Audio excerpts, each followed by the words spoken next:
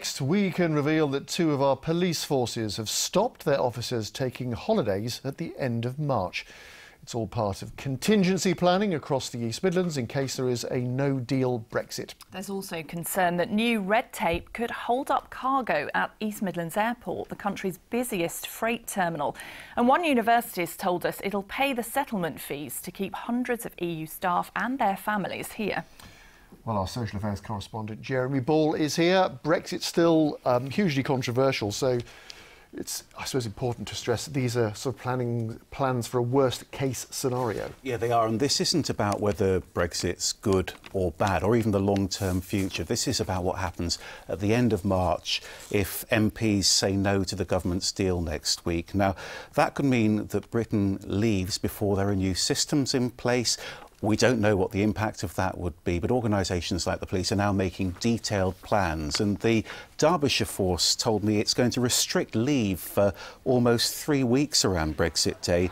In Leicestershire, that'll happen for 4 days. Nottinghamshire Police currently reviewing their leave applications. And this isn't just about sending reinforcements out to Northern Ireland. The police federations say they'll also be prepared for problems here, political protests perhaps, or if delays at the ports mean shops run out of food or petrol stations run out of fuel. No one's saying that's likely. What they're doing is preparing for the worst. And we've heard there's been a big exercise around the ports in Kent. What about East Midlands Airport?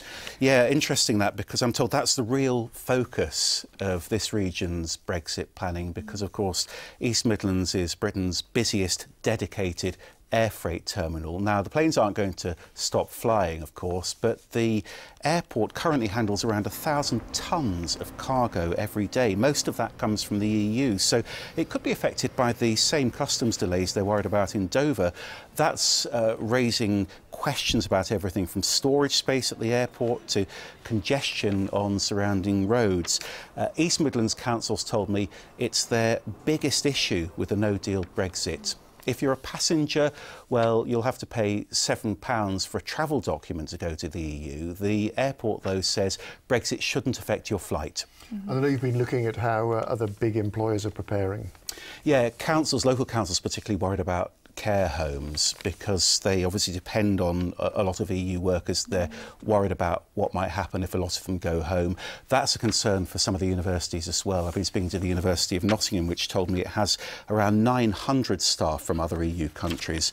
And it's so determined to keep them, in fact, that it's now going to pay the £65 for every member of their family to apply for documents to settle here.